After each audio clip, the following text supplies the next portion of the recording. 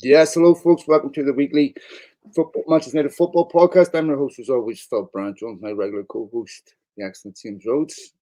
This is, of course, first podcast we've done since Amorim was announced. Amorim was announced shortly after we released the podcast last week, and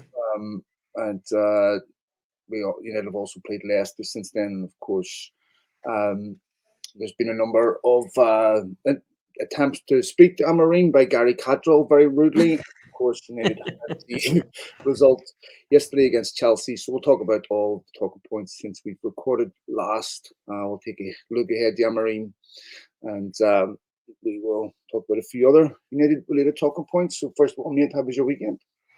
Yeah, pretty good. Pretty good. It's starting to get wintry out here and snowy and cold. So stuck inside. We had snow overnight, but otherwise it was nice. It's definitely feeling of optimism around United as well, and just kind of enjoying this sort of, I don't know what you'd call this weird temporary period that we're in at the moment, without having to get too worked up or take things too seriously, and that's always a nice thing. But it was good. I don't know if you're on the run in the witness protection program or if it's Movember. So tell me all about it, wee man. You're sporting a Yeah, it's a little bit of it was actually mostly just for fun. Is that, my wife and son were mostly, my son was teasing me about doing different things with shaving and with my facial hair and all that. And he was asking me if I could do something different. So I did something a little bit different. And I told him, I said, all right, I'm going to do something different. And I have a feeling you're not going to like it. So when I shaved everything else except my mustache last week, I think everything it was Monday. else? Everything else from the neck up, and right. down from here. Yeah. Just let's say just this zone. Okay. Keep it there. I mean, I won't speak about the other, but anyway, it's okay. Well, he walked in on after I finished just leaving the mustache, and he goes, "That looks horrible." And so I said, "Yeah, well, there you go. So I'm going to keep it for a couple more weeks, just because you wanted me to." So yeah, that's what we're doing now. Very, very cool, mate. Very, very cool. United over the weekend, of course. We'll start there. Draw with Chelsea. Not a great game. Lots of different talking points within the game. Young Alejandro Garnacho being singled out, probably not unsurprisingly. Xerxes as well, for all the wrong reasons. It was a game United could have won. I don't think they were as bad as some people have made out them to be. Bear in mind, Chelsea have had a decent start this season. They've been in decent form, and they've had a number of really. They moved into the top 4 with the point. Yeah. Yeah. So wasn't an easy game by any means, but probably a game United should have won. What was your take on it? Yeah, I mean, I thought overall the quality between the two teams wasn't stellar, for sure. It was a little bit, it was a little bit just mediocre, as you can kind of tell. It seemed cagey. It seemed like both of the teams were a little bit, I don't know what the word for it be, but out of sorts. I thought that relative to Chelsea, United were probably the better side for most of the game. At least for the second half was pretty even, though I think United had maybe the better chances. And then in the first half, it was split a bit as well. And I thought they were okay. I mean, in general, I didn't think the game was particularly different to what we've seen through this season for the most part. Frankly, I didn't think the Leicester game was that different either, aside from actually finishing some chances and, really Casemiro looking a little bit free and happy. Aside from that, it wasn't that different. The formation isn't that different. The setup isn't that different. The style, the way of playing, really not much different. And you wouldn't expect it to be. Van Nistelrooy's been there with Ten Hag as the coach, so you'd expect pretty much to be more of the same. And it was okay. I mean, maybe a little bit more energetic. Again, a little bit less tense. A lot of the same things we've seen: scoring a goal, conceding within 2 to 3 minutes afterwards. That has not changed. That we've seen many times this year. I think overall, it was all right. Given the circumstances, not unhappy with the way that they played. They made a few chances, gave themselves a shot to win it. Just didn't, but that's okay. I mean, for an interim run here after the season we've had, taking a point against Chelsea, it's like this could be way worse, considering the games that we have ahead of us. Well, I think one of the positives is obviously Mazraoui's performance, which was Yeah, he was exceptional. exceptional. Yeah. Really, really top-notch performance. Thought he was brilliant. You know, you really want to focus on the negatives. Um, I understand that in the immediate aftermath of a game, you're emotional, so you say things. I've done it myself. That you an hour later, with a more measured assessment, you probably wouldn't say it. I've cringed at some of the things I've said after games, but I don't like this targeted, not abuse, but major criticism of Garnacho and people making their minds up. I mean, this is honestly one of the most frustrating elements of social media, of how there's no nuance. You're either the GOAT or a fraud, Yeah. and there's always nothing in between. And somehow it changes from game to game too. Yeah, right, exactly. Alejandro Garnacho is an exceptional young player. He's 20 years of age, and every other aspect of the football pitch, he's a typical 20-year-old. He thinks like a typical 20-year-old, makes mistakes in his personal life, as you and I do. Everybody does. Makes mistakes in his professional life, as you and I do. Everybody does. And it would be remarkable if a young player didn't have swings in form up and down in what most people would call either the strongest, most competitive league in the world or thereabouts. It's the highest level. Yep. And where was Harry Kane at 20? I think he was around 1 million, wasn't he? Yeah. Yep. You go through a whole host of players by 20 years of age that barely scratch the surface. He's an exceptional young talent. He goes through ups and downs. Does he make bad decisions sometimes? Sure, but I've never made a bad decision from the couch either. I've finished every chance, put every ball through. So everything that he did, I mean, you have to expect some of this, variance with young players, this broad swing, because, as you get older, you're supposed to flatten that curve a bit and make that swing narrow. But, I mean, there's been the last few games have not been his best. I've said that on here, but I mean, he is a prodigious young talent, James, and I think we're very lucky to have him. And in fact, I remember the Cup final United lost to City when they took Sancho off and Garnacho came in. I remember reading a lot of the reactions from City fans about how petrified they were of Garnacho when he came in. The following season, he scores in the Cup final against them. There's a young kid that scored. Last season was his breakout season. This is a young kid that scored a number of exceptional, crucial goals, and he's having a bit of a dip. But it wouldn't be an issue, James, just like Xerxes, if United were getting goals from other areas, but they're not.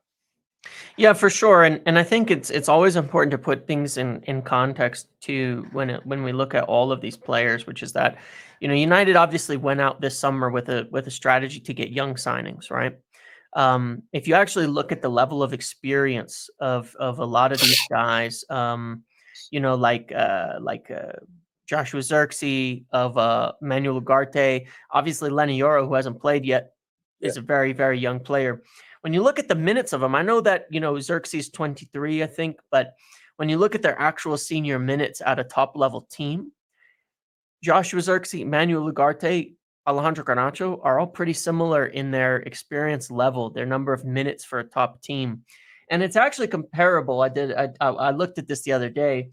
It's actually comparable in their experience level to where Saka was at when he was 18 years old, maybe just turning 19 from an experience level. And in that season when he was 18, he only got 5 goals, 3 assists, for Arsenal in 2021, and continued to develop. And everybody takes different paths, and I think that it's not always even, when you look at these players. We've seen at United over the last 10 years how many players have suffered from the constant chop and change and development and all of that, as we see, because Garnacho is a great talent. I think there's valid concerns as to whether or not how we develop him, how we continue. Will he get a chance to develop that talent into what it could be? where in for many years at United, you'd be worried that's not going to happen, and that we're going to ruin another young player, or that players don't ever take that kind of next step beyond when you look at what's happened. I mean, I think Marcus Rashford is a really good player, and I think if he'd had a settled team for the last 10 years when he broke in at a young age, how much better he could have had, a better time he could have had in development and in everything that has happened. And that has to be understood. I mean, the last 2-3 years has been chaotic. And it speaks to the attitude with all these players. Joshua Zirkzee has 2 senior seasons on 2 different teams, and now he's in his 3rd senior season on a 3rd different team. Manuel Ugarte is the exact same. 2 full senior seasons on 2 different teams, now in his 3rd season. And that was his 2nd start in the entire Premier League, was against Chelsea the other day. I thought he was kind of poor, but it's the same discussion around all of them. They all need a lot of time. It's no surprise, right? You said Mazraoui, we bought him for 15 million. He's also 27 and has played many, many, many seasons at top level. Same as Matthias de Ligt, who I think has been really well, right? He was just, captain at Ajax for a few years, and then multiple seasons at Juventus, multiple seasons at Bayern, comes to United. These players have more experience. That's why they look better. That's why they're more consistent. They're further along in this developmental track. And it's important, as in general, that we look at everybody and say, we made that decision. Lenny Euro's going to have his struggles when he comes in as well. I think he may be the best talent we bought, but he's going to struggle. There are going to be games when he looks like, he'll make mistakes where he's going to pass it to a player and there's going to go right in on goal, or he's going to have these moments that look poor. These things happen. And I do think it's important as fans, we look at the whole picture of this. If we want young players, which most of the fan base does, they want young talents. They want to, they talk about getting them before they're the stars. Well, you got to deal with the developmental process that goes with that. And that applies to really everybody there. I don't know if it was last week's podcast or the one before, we were having this conversation about playing young players. Yeah. And everything has a consequence. I mean, look, even if you become a fully fledged pro in your prime, you're going to have inconsistency because that's life. You're not a robot, right? We are inconsistent in our everyday lives because we're affected by so many things that determine how we do a particular job or do a particular thing. They're also playing against other players who maybe, they are also consummate professionals, and so it's thinking that variance, you can get that. Ronaldo and Messi ruined this for everybody, where everyone expects you to have this exceptional performance week in, week out, week in, week out, week in, week out. I mean, you even hear this in Madrid over Jude Bellingham being questioned. I mean, to me, do these people have no memory? I mean, I don't know. Is this just? I understand our need for instant gratification and the fact that we're heavily influenced by what we're watching, and it drives our behavior. When you're a day after, emotions will drive your behavior, but not control them. The immediate aftermath, most people's emotions are controlled by what they've just witnessed. And I've even tried to do this myself, where I'm like, okay, wait, because if my analysis on this 2 hours later will be totally different. Yep. But I just look at this and I'm like, anyone that knows anything about football knows that this is a perfectly normal process with young players. This was true of Ronaldo. I mean, I remember when Ronaldo came to United, how long it took him before he really found that point where he was consistent. To compare, I'm not saying Garnacho's better than Ronaldo. Right. What I'm trying to say is, if you look at the stats at the same age, Garnacho's significantly ahead of him, right? These, occasionally you get a Lamine Yamal or someone who's a 17-year-old phenom, but this is, as you quite rightly said, development. It takes many different paths. Yep. They're not all the same, and so to me, we're very lucky to have a young player like that. Zirkzee coming in for a lot of criticism, and I understand why, because obviously United need goals from central positions. This was something I brought up first week. I was watching him, and I was like, this. He doesn't strike me as someone who's desperate to score goals. He Right. doesn't strike Yep. me as someone who thinks like a striker, where they're, when the ball's ahead of him, how desperate is he to get it in the box and goal scoring positions? Yep. I don't see that, and I don't think he sees himself as someone whose first responsibility is to score goals. What he looks like to me is a player that is a bit unsure. He's lacking confidence. He's come into this massive football club, pressure like he's never had before. The manager's gone. The environment's not great. He's still trying to find himself in that dressing room. He's still trying to find, where he trusts himself. Yep. Hoyland and Xerxes in top teams are backup strikers. Neither of them have ever come close to having a 30-goal a season. Yeah, at this point in their careers, yeah, Yeah. for sure. Yep. So, if United have a prolific goal scorer at number 9, none of the issues that we're talking about really get discussed that much. Forlan might take a year before he started scoring, but there was other players ahead of him that were scoring goals, and he ends up becoming a cult hero because of once he scored, it was against Southampton. Then it just started happening. Yeah. So I don't know if he's good enough for United or not. I don't know if he's going to succeed or not. I'm not committed to his failure. I sort of feel for him a bit because the reality is, other than the first season when Rashford did it, Ten Hag or United have not been able to get anyone scoring goals at a Correct. consistent, regular level in that Yep. team. And that's not just been an issue for Xerxes, it's been an issue for Hoyland, it's been an issue for everyone but Rashford at one point. Yep. Yeah, I mean, outside of that little stretch, and even with that included, United's goal scoring has been poor for 3 years, and that's not, and so it's hard to put that on an individual, and it's like one of the things is as well as obviously it comes down to, what are you being asked to do, what's suited to you, and all of these aspects of it. For someone like Joshua Zirkzee, for example, he's coming from a team in Serie A where they dominated possession and territory in a very, very possession heavy team. Under Thiago Motta was there last year, right? And he moved to Juventus now. But they dominated possession. I think they're the second highest possession team in the league. You can see he's a player that looks more comfortable moving in smaller distances. When he gets on the run in the bigger distances, like we've been playing as a very like transitional heavy team, he looks like you've caught him in nowhere. Like he has no business running in those spaces, and he has no idea what to do with it. When he gets that ball in that one instance, and he's like kind of behind the defense, but he's got to run and like run in on net. You can tell it's like brain breaking. He's not doing that. Yeah, That's because not you can something see he's that familiar with. for a number 9 that lies on the last shoulder, they're Yep. comfortable, but Yep. he's always someone that's getting the ball behind the play. Yes. So Yes. everything's Correct. and Yep. he has time to lift his head, pick a pass, shoot. But how often does he find himself in a position where he's the most advanced forward? Yeah.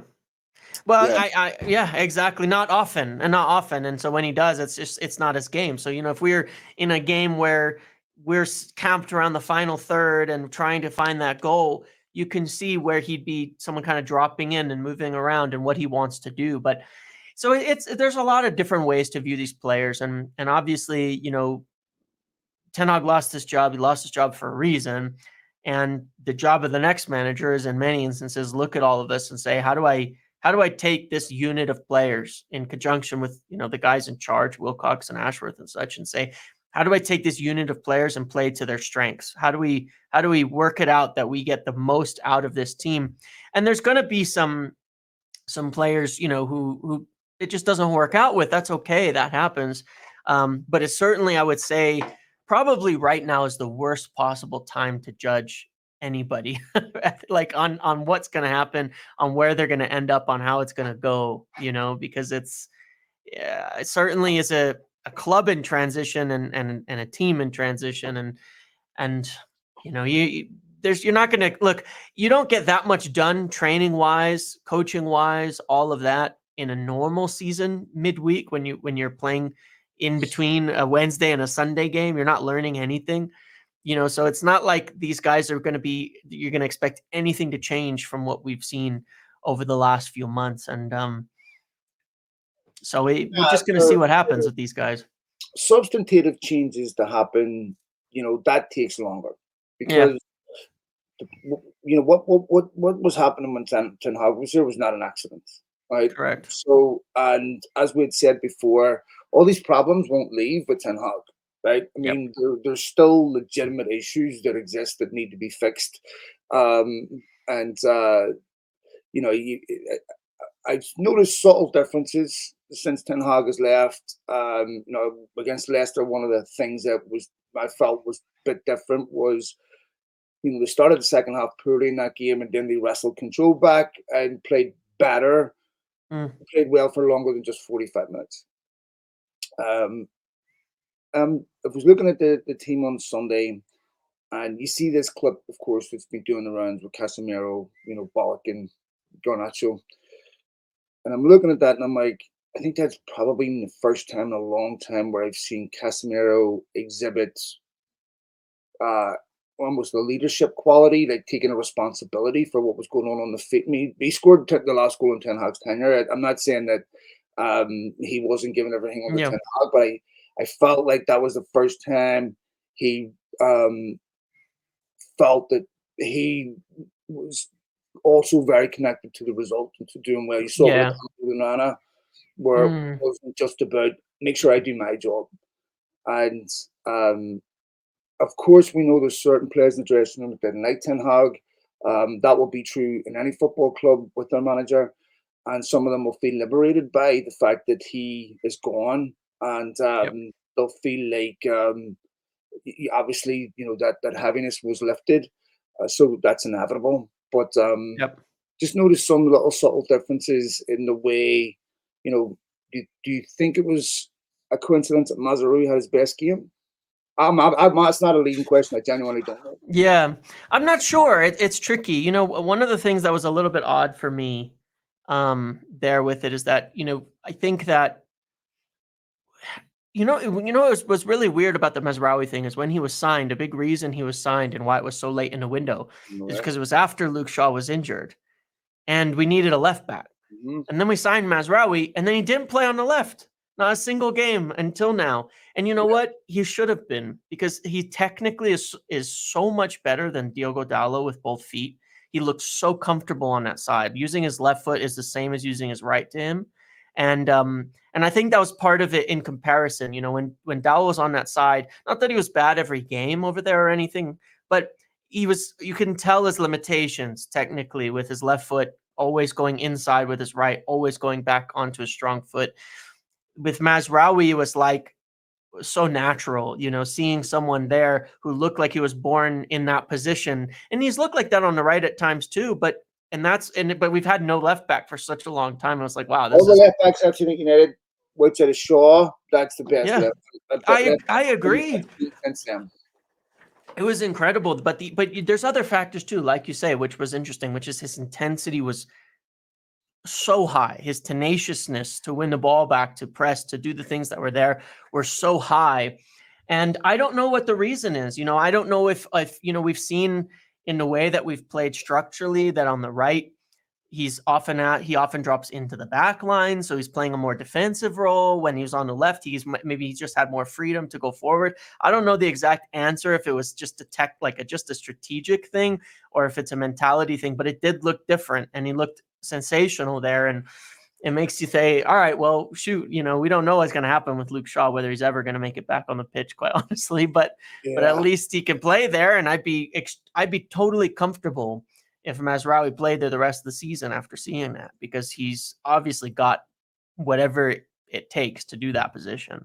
What do you think of Lisandro Martinez's tackle? I think part of the reason why he did not get sent off, two reasons. I think one, because of Bruno against Spurs, and Mm. because of It's fairly the similar. West Ham decision last Yeah. week. Also, I it was at the end of the game. So if Yes. that happens in the 60th minute, maybe it's a Mm. different decision. But I think that he was looking. I think he was a little bit like it's because I do think you're right. I think red cards are often given somewhat contextually to the situation of the game. Like if it's really close to the end of the game, you're kind of like, I think the official looks at it like if it wasn't like Unless you're Michael Oliver, if Liverpool right, said unless you're Oliver, Michael Oliver, yeah. yeah, go ahead, sorry. But they Go. do often try to not make game-changing calls too close to the end of games and it's understandable why. It's one of those tricky things, but it wasn't egregious. It wasn't like just a straight up 100%. His foot is high, but he brings it down and it kind of like scrapes on the leg as it goes down, and you're kind of I think I could see red for sure. Like I could see why he would get a red card on it. I can see why he wouldn't if he didn't get one on the pitch at the same time too. It's 70-30. Yeah, I do think it's probably a red, but I also think that in the context of how they tend to adjudicate these games, unlike what happened at West Ham, they often won't give a red for a borderline tackle at that point in the game. So I thought he got a little. I think he's gotten away with a couple, the leap against? Was it Southampton or was it is Palace? Palace. That one was to me worse because that was one of the worst tackles I've ever seen someone make. Like just pure, inarguable that it was a dangerous play. It meets the definition, right, for reckless, right? It doesn't even have to make contact. It was reckless as hell. That one was far worse. I think this one was more of a slip, more of an accident, whereas that one was pretty deliberate. So, he's walking a fine line though, because he's been a bit more out of control this season, I think, than we've seen. That aggression is positive, but we've seen like guys like Eric Bailly who have played for us that they have this aggression. Once it spills out of control, they can start racking those red cards up and you just lose it. And I think he's got to watch it a little bit. I know a clip that's been played repeatedly on social media of Rashford. I think it's Reece James who's in on him. Was it Caldwell or Reece James? In the box, right? Yeah, I think it was actually Fofana. It was Fofana or Caldwell after he beats Gusto, right? When he goes by him in the box. Last week at West Ham, that's a penalty. I think it's even yeah. They didn't even review it. That's what was baffling, right? Because he beats him, and the player goes studs up right into his foot. Yeah. Why is it not a penalty? I have no idea why that's not a penalty. Obviously, I don't want them to give it because they gave last week's. I don't want them to give two wrong decisions. Right. They want to get these right. But, and of course, the reaction to last week was from some of the media and commentators rightly indignant. But why wasn't Michael Oliver stood down? He got the City bonus game. Why? I don't understand why he escaped consequences and it's some reprimand of some kind that. Because this does need to happen. I'm not saying it cost Eric Ten Hag his job because, let's be honest. Or other reasons. You shouldn't be one bad decision away from losing your job. But those decisions have consequences. Yep. And, I don't remember the PGMOL apologizing to United. I think they acknowledged it was, from Dermot Gallagher and a couple of others that it was wrong, blatantly wrong. But I don't remember getting an apology of any kind. The way they've done with other clubs and having some type of consequence for Lisandro Martinez. We had apology over Bruno Fernandez's red card, and I thought they were really hard done by with De Ligt being made to go off the field, which cost United a goal against Brentford. Yeah, it shouldn't have. United should be a bit more resilient, but I thought that Hoyland's was a penalty. He embellishes the contact. I think it was, It's it. But it was a penalty. Yep. And I think that I thought that United should definitely had a penalty for the Rashford thing. It didn't hardly get mentioned in the media afterwards. No, and even during the game, I was thinking they were going to review it, they're going to do something, and nothing really happened. But I agree, and it's still that consistency issue, of knowing when is it and when isn't it a penalty, because it's like I can understand if you don't want to call those, after the ball is gone, kind of just a little bit of a follow through, doesn't really affect the play. But when you're calling a penalty where the ball's bouncing around, nobody has control, and they're just kind of running into each other, it's the same thing. These are like, there has to be some consistent. I would almost prefer you don't call any of those types of like very ticky-tacky fouls in the box, but it's just weird. It is weird. And to me, James, if you're looking at what happened at West Ham, to give a penalty to West Ham, you have to make 2 or 3 assumptions first, and none of those go in United's favour. You Yeah. have to assume that Delict is the aggressor, that there's intent, that Mhm. that Ings' momentum doesn't carry him into the Delict, Yep. that handball is inconsequential. If you can look at that and get and afford all of those subjective views, which are Yep. 50-50 in my opinion, Yep. towards one team and take them from another, that to me is an indication of subconscious bias at the very least. Because Right. all it takes for you to do, is to look at that and that should have been a hung jury to me. They should Mm. have looked and said, look, there's no way. All it takes is one of those considerations to go in United's favour, which it should have done, for you to say that's not a penalty. You Right. can't have a couple of guys looking at that and saying this is a penalty, and then everyone else after it saying it's not. So, what were Yep. the relevant, influential causal factors that led you to give that in a moment? Because Yep. I want to know. Because those are relevant. I mean, that has to be explained to me. Anyway, we've done that last week, and of course, I said we'll never see another one like that given all season. And Rashford, that is a penalty. Mhm. So to me, you know, still not getting the benefit of the doubt with most decisions. And there was a couple of other decisions in that game that Marcus Rashford getting booked for being fouled and going over and asking. I mean, I just Like don't 2 or 3 understand. players at once too. Like what Yeah, on I earth mean, was it was that? a blatantly obvious foul on him, and then the arrogance of that to me. How dare Yeah. you question my decision and be upset at my decision, even though it went wrong, and I'm going to Yep. beat you for being upset at it? Like to me, you Yep. anyway. Anything else from that game you want to cover, mate? No, I mean, otherwise the only thing I do find a little bit odd that I'm wondering about, obviously we're gonna have a new manager, so it's not all worth getting too deep into, is I still have quite a lot of confusion over the switching of the roles for Marcus Rashford and Alejandro Garnacho, I do too. because I thought they were really, with the way that the game started, I thought both were better.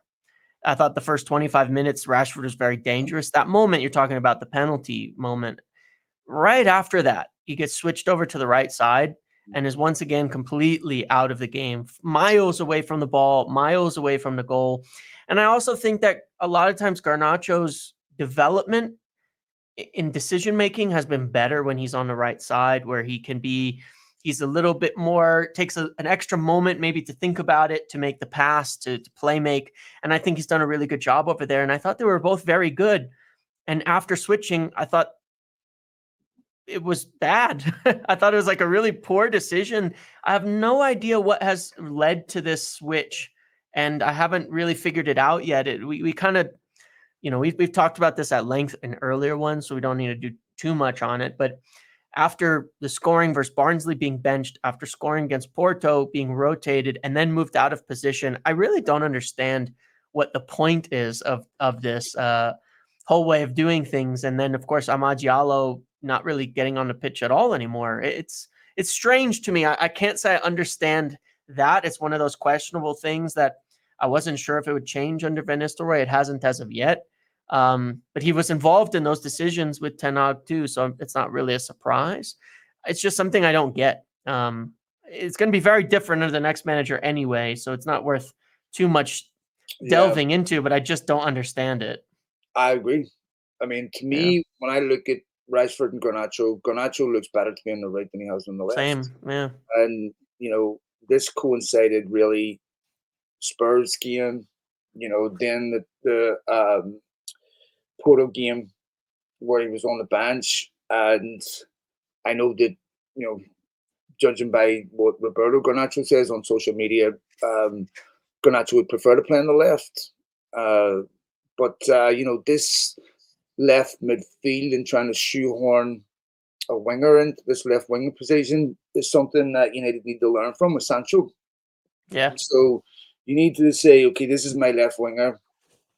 For if I'm Marcus Rashford, I'm the most senior player in that forward line.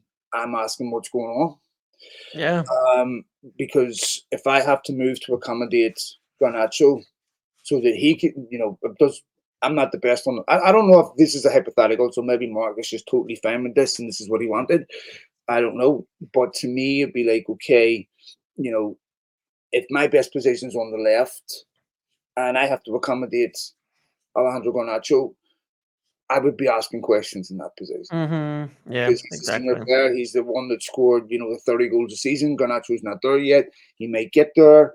I'd be asking, when do you play through my strengths? And maybe he's okay with it. I don't know. I thought he played well on the right against Barnsley. I thought he played, I've seen him last season at Champions League playing on the right. And I remember Galatasaray at home, putting the ball on Hoyland's Yep. head. I've seen him have good games on the right, to be fair. But it's something that's bizarre to me because, again, United not scoring goals. You scored a goal from a set piece, a penalty. Last week, you look at the chances they missed, and that front three just doesn't. Garnacho It hasn't been doesn't. working. It's not like it's been flying or anything, Garnacho doesn't want to give a ball up. Yeah. Garnacho wants to go to goal and shoot, Yeah. and so he's a kid that's hungry for goals, in my opinion. But he doesn't have the Yeah. physique of a striker, and he doesn't have the skill set of a central striker. So if you're a forward in that position where you're waiting on being fed from the wings, it can be a bit frustrating because you've got wingers that want to cut in and score. And this is sort of where I make some, some leeway for Xerxes in the same way I do with Hoyland. If you look at Xerxes and Weghorst, between the two of them, well, they scored one Premier League goal. Right. Yeah. And that was Xerxes against me. Yeah. So you Yeah. bought two strikers at the club.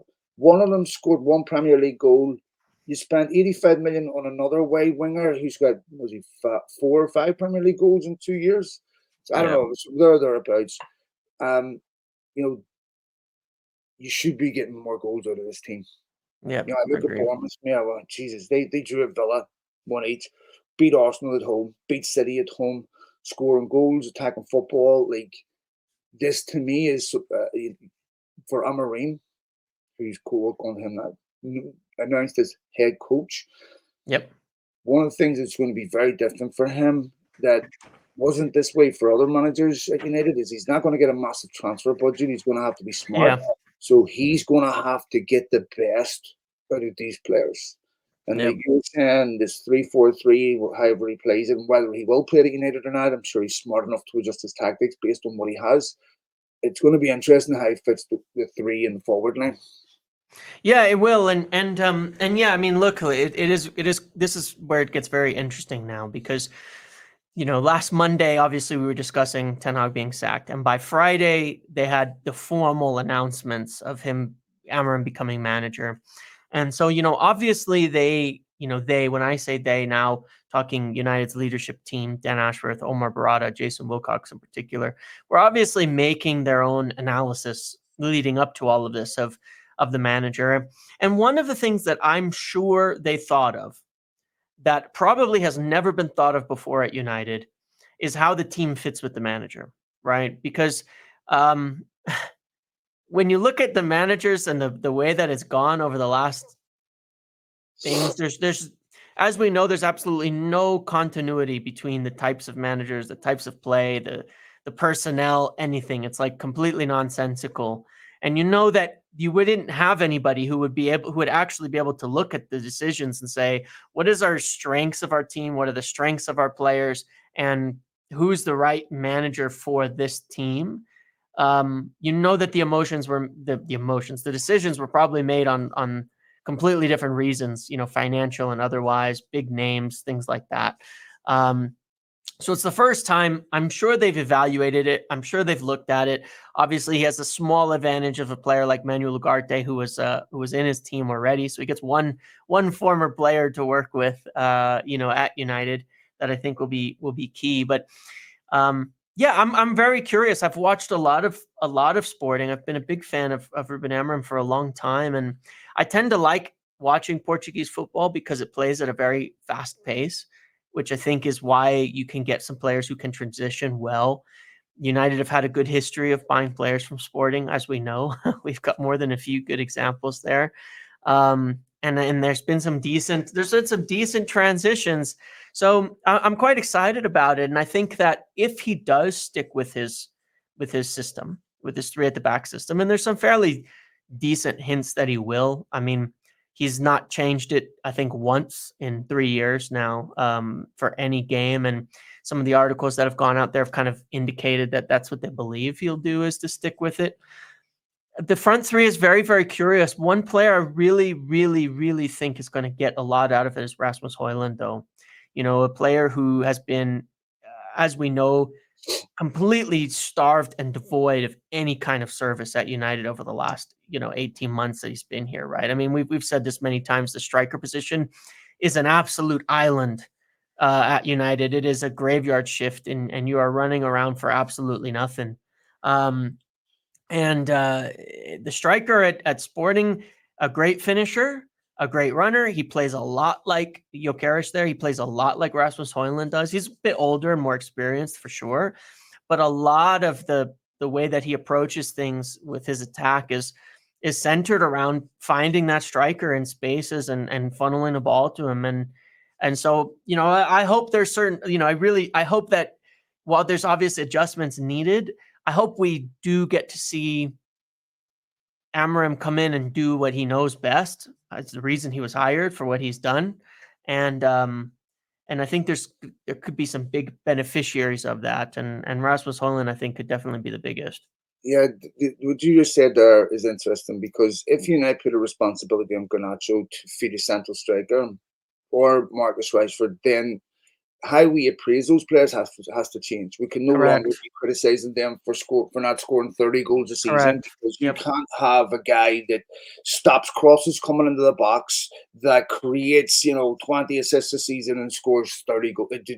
Yes, it's not going to happen. Yeah. Ridiculous. Like, you have to acknowledge that if we can have him do this or do this or do this, but Garnacho and Højlund are young players. It's one thing Portuguese football is really good at is being able to improve those players. Yes. Obviously, Portuguese league, you can do that at the top clubs, because you dominate most games. But I think for you're talking about small, subtle differences, about spaces they occupy, when you release the ball. One of the things that was said yesterday, which I think is something that Amorim is going to have to find a solution to, and I don't know how, is how United are terrible pressers. But I look at this and I go, but why is it that Højlund or Rashford can't play 90 minutes? I mean, Højlund's a young striker. Why can he not play 90 minutes? Why does he? Why can he not play 2 games in a week? Why, he didn't play against Leicester. If he plays against Porto and he's not playing at the weekend, he's rested. Yeah. Or they're being taken off after 65 minutes. I'm like, is this an athletic physicality issue where United just don't have the physical conditioning to do this? Where they're carrying injuries? Where they don't? Is it an athleticism issue?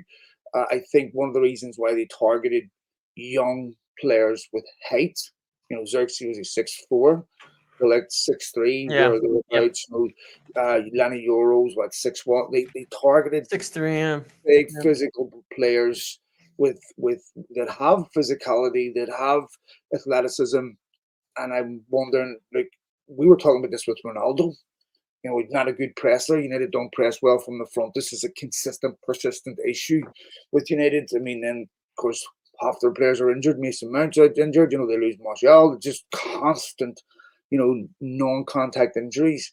Where you're looking at that and going, I mean, because to you and I'm looking at this going, are they not trying? Because like I've said, weird, not trying, not getting back to defend, not putting intensity in, and it's visibly, not to say avert, but it's recognizable. I'm looking at this going, I know his medical department, all that's not being fit for purpose, but these are the things that Amorim's going to have to get into his team. Yeah, for sure, and it's confusing sometimes, right? Because I don't know the exact answers on some of these things, and one of the things that I personally have felt that we haven't really seen at United, and I think I even mentioned this in the last time, is that I get confused when I don't see, like, there doesn't seem to be consequences or accountability on a consistent basis. And I know that this was in some of the the post-sacking kind of, story, you get like the big breakdowns from all the people like, well, these are all the reasons that Ten Hag got sacked and yada yada. And there has been a consistent reporting of things like that. There's not really been a consistent consequence, where X player doesn't track back, they play every game. X player doesn't track back, they're gone at halftime. And that's not been consistent game to game, player to player, and it makes it ununderstandable in terms of how. So some of it can be coaching. When it speaks to the injuries and the fitness, it's so hard to measure this kind of stuff. One of the things that is encouraging, that I think is very helpful, or we'll see how it goes, is obviously that it sounds like he's going to bring with his own guy, which I don't think that Ten Hag got when he first joined. There was a guy he worked with at Ajax that he did not bring with when he first joined. But Amorim will be bringing this guy, Paulo Barrera, I think his name is. He's actually from Liverpool, went to the university in Liverpool. He worked under Brendan Rodgers at Liverpool, so he understands English football as well. But his whole thing, I was reading up on him just this morning, is all about specifically, the load management, and he has a specific line. He gave an interview about his job, talking about how, his job is essentially measuring the player's fitness and how each individual fits into the coach's game model. And I thought it was just interesting that he used that word that we've heard so much as a little bit of a buzzword recently. But I'm encouraged that he's bringing someone that will understand, okay, for how I want to play football as a coach, this is how my players need to be. Like, this is what they need to be able to do physically on the pitch. And then he has someone who's coming who understands that and also has experience in England, I think is helpful there. So, that's something where, when Ten Hag showed up, was probably completely lacking at United. Not, I should say probably, it almost definitely was completely lacking at United, right? And that's something that'll take time to change, but I'm hopeful that's smart, having someone who understands the coach to combine with the staff at United and the resources at United to say, how do we get these players fit for purpose? Because every manager's demands are going to be different, right? Like, your physical demands, if you're playing in a Sean Dyche team, is going to be very different to the physical demands of playing in a Jurgen Klopp team. And so you've got to have that differentiation. And I would say we've probably never, as a club, until very recently, cared enough to have that differentiation and to understand it, and that I think is probably underlying, some of these issues. Yeah, look, I think that is one thing that, any of us do understand well, is understanding the sports science aspect, nutritional aspect, the Yep. Load management aspect, physiology, biology, chemistry, and understanding how to get a professional athlete's body to give them every chance of avoiding injury. Yep. There's another aspect to this, James, that people won't like, but it's fact of life, is that when you are psychologically drained, if you're in a negative environment, you are much more prone to picking up For sure. on-contact injuries. This is true when we're Totally. depressed or get sick, right? Yep. Your immune system gets depleted, and your pain sensitivity, your threshold, everything changes.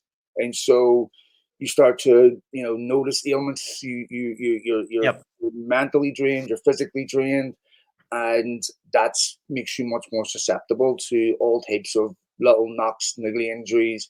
It's not that they're not real; they're as real as anything else. But you just have a whole different. Your physiology completely changes when you're in a happy place where you're thriving every day. Where the curve, the bell curve is a little the curve. You flatten the curve a little bit different between the highs and the lows. Yep. And you're motivated. You're going. All of a sudden, a lot of these injuries start to disappear. Yep. The placebo effect's a very real thing. I've been through this myself when I, got off all the painkillers and got in a healthy mental state. My physical pain that was as real to me as anything else started to really dissipate. And then I realized I need, anyway, the mental health aspect of it, the environmental aspect is big. And I know Very some much. pros like to say, oh, this is the TikTok generation, like Patrice Evra was saying. But the reality is that they're not mentally weak, James.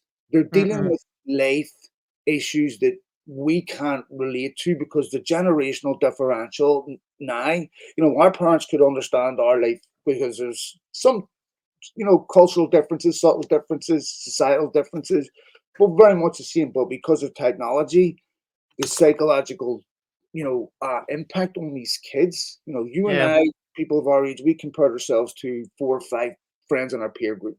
These kids are being rated against millions upon millions of people, Mm, being male or female. Imagine how difficult that is psychologically.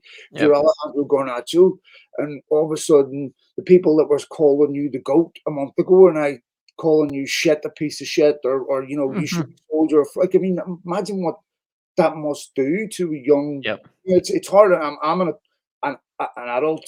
Most of my threads I just mute because I there's a deluge of insanity where I'm like, Yep. I just can't even be a real person. But Yep.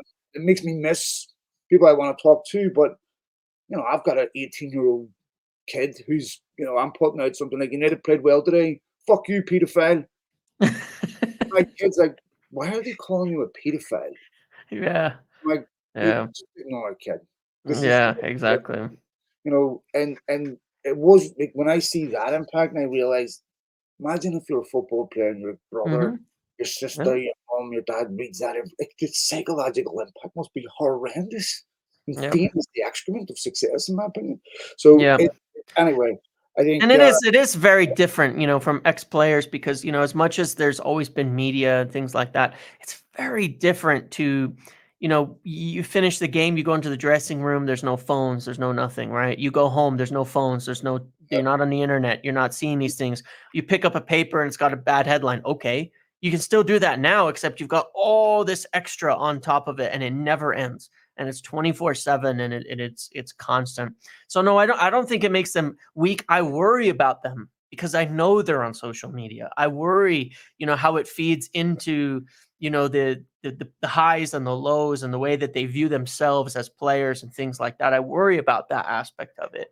But I don't think it makes them weak. I think it's just it's really hard to deal with. That's why it's so worrisome.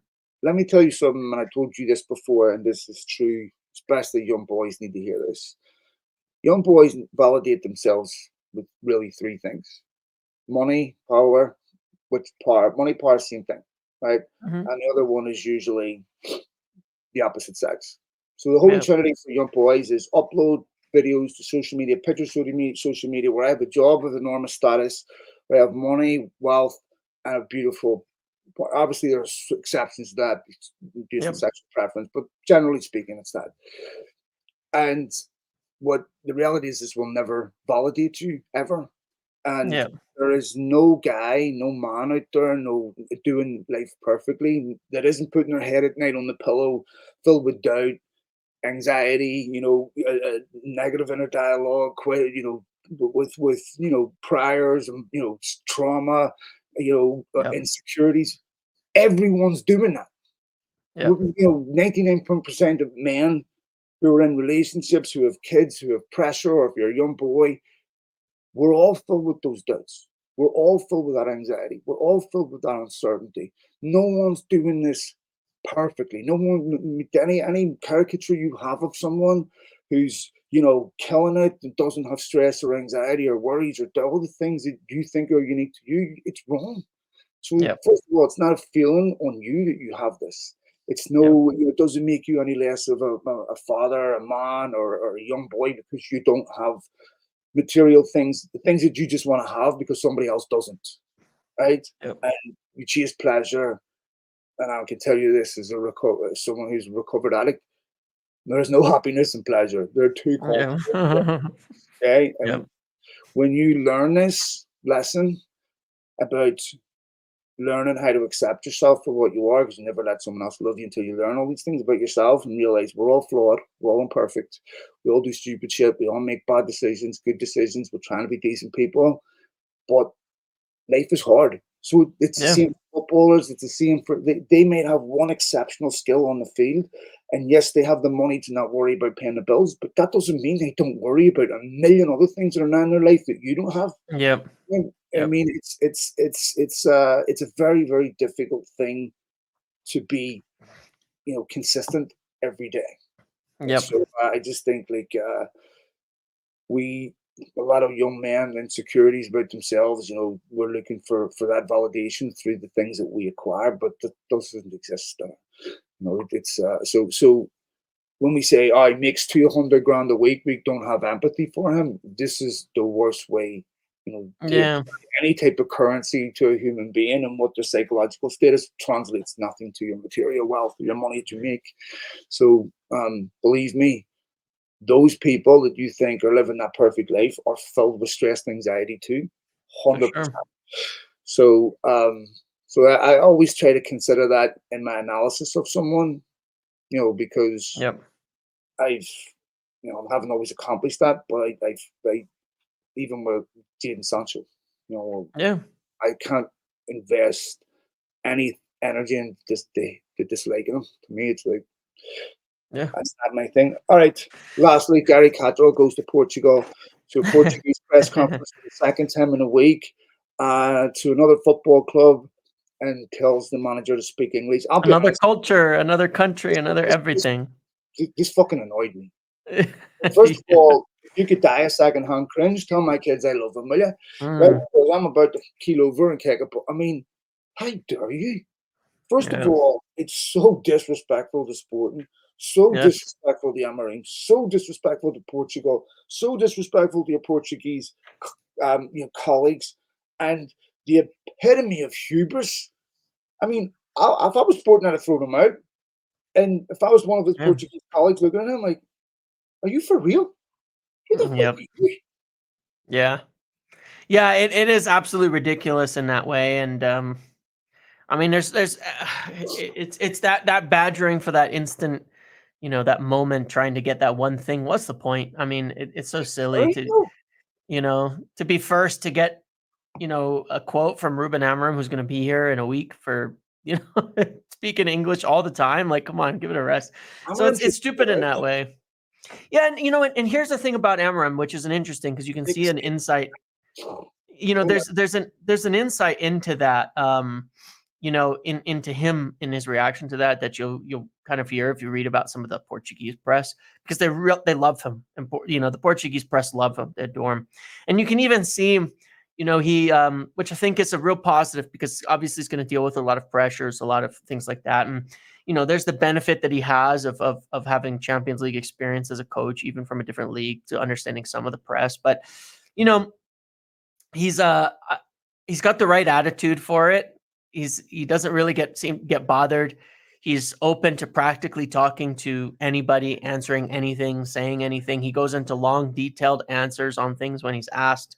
It's a very, very different, approach. And so I'm choosing to take the positive from the absurdity of someone attempting to do that already in such a stupid situation, because and looking at him and saying, well, fortunately, I think he can deal with those things, because there's a lot of idiots like Gary Cottrell out there, unfortunately, that will be badgering him, that will be doing things like, I'm not saying like all the United Press, I know many of them, but there's plenty of people out there that are going to do things like that over God, the next few to years me, with him. it's about basic decorum. It's Yeah, about of course, of acknowledging a course. few things that don't need to be said. Yes. One, I'm in Portugal.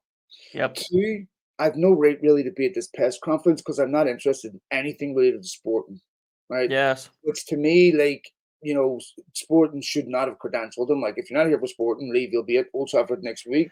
But here Yeah. at Well, sport press conference, like, we don't owe you anything. and to be clear, it's done by UEFA. When it's a UEFA press conference, the clubs don't have control of it, from my Yeah, understanding as well, unfortunately. he was But actually one of Friday. yeah, And yeah, I would have said to him, like, yeah, the media, the media team can turn around and say to journalists, no questions on Man United. correct, You're correct. here for Yep, sporting Man City, fine. But you're yep, not asking questions. I mean, we all get these briefs, right? You all get told, no, yes, we're not going to talk about this, not going to talk about this. yep, So don't ask, which yep, is fair. yep, And for me to have the arrogance to walk into a press conference and then condescendingly say what you just said to Ruben Amorim, yeah, that would have been avoided if, one, you'd have had a little bit of humility, a little recognition that you're in his country, yep, okay, at a football club that he still works for a press conference for a big game for them, and yep, that he has no right. He doesn't owe you anything. I mean, Yep. this is when journalism gets turned into guttish entertainment shit. Mm-hmm. Yep. This is, of course, the direction, unfortunately, journalists have been pushed in, where they're turned into stupid entertainers, where, he's running about there, like Joey Greco off cheaters, sticking the microphone in people's face, get away. I mean, that to me is weirdo behavior. It's so Yeah, it is. disrespectful. If that was some YouTuber, they would have rightfully been roasted. So Correct. that is, like, to me, unethical. And Sky Sports owe Amorim and Sporting a massive apology. And it's For not the sure. first time he's done it, as we've seen with Ten Hag and others, even Yep. at Bellingham and Dortmund and everything. Like, Yep. if Amorim wants to speak to you, he'll come and talk to you. Yep. James, if you go to their press conferences in England and you start shouting over the top of Sky and demanding attention, you're going to find out very quickly they don't Oh appreciate yeah, conduct. for sure. Right? Yeah, We're right absolutely. holders and all this, no. You're not a right holder to anything in sport, and that, you haven't been to a press conference in sport in your life until the last Correct. 2 weeks. So Exactly. I didn't like it, I didn't appreciate it, and I hope For sure. Agreed. Amorim doesn't play nice for them for too long, because that's what they respect. They respect strength, like a Mourinho Mm-hmm. strength, Guardiola strength, and Yep. Klopp strength, and Ferguson. You play nice, Yep. they're going to keep you alive. For All right, sure. matey. So before be a week before we do this again. Yeah. So Next time will be on his Amorim's official start yeah, date, Cameron's technically. official So start yep. day. So looking forward to that. Hopefully, you need to pick up 2 wins this week. They should. Yeah. We'll see what happens. But other than that, anything else, man? No, that's it. I think we're all kind of excited. Then we'll have an excitement and then a 2-week wait. But the other positive I think is there's a bunch of players coming back during this break. Lenny Yoro is supposed to be ready to be back in a squad finally. Mason Mount is back in training today. Supposedly Luke Shaw would be back in training at some point during the break. I don't know if it's up to you if you want to believe, in the second coming or Well, I not. just hope it happens for them as a I human being. hope I so hope too. Like, Mason Mount, Luke Shaw, and all can stay fit. I'm not yeah, confident in it. But if they don't, if they don't stay fit, I wouldn't blame them personally. Like, but yeah, I hope, I don't have a lot of confidence they will, but I hope they do. for sure. And I think the positive is that Amorim should get about as full a squad as we can get to look at for the first time, to analyze, to train with, to coach, and hopefully, then it'll be very interesting to see the first team he picks, the first way he runs things out there, and his approach. It's probably the most different appointment in a long time, so it should be quite interesting. All of this. Remember last week you said to me when we mentioned Amorim, it's hard to get a really good manager mid-season, and I said if he doesn't leave Sporting right now to come to United, then he's not the right choice. And he did, and he said it right. They told him now or never, and he took it. And But I'm happy the way he did it, where I'm he said very 2 happy. days. That tells Yep. me an awful lot about a human being's values and principles. Yes. 10 days for United Yep. is nothing. It's going to have no real material difference, but it says a lot about the type of human being that he is and how important honor and commitments are. So, Agreed. Yeah, I respect that. So, Yeah, I think it's brilliant. I think they did about as good as can get given the yep, circumstances. very cool. Yeah, how you leave says an awful lot about you. Yep. Okay, Matt, we will leave it there. Thank you so much again to all of you for downloading the podcast, for getting in touch with us, for all your tweets, retweets, feedback. Probably next week, the week after, we'll start getting into a bit more transfer info and what you need to be looking at in January, with some ins possibly outs coming in. We'll see. But take it easy, mate, and have a good week. Yeah. See you later. Cheers, folks. Bye.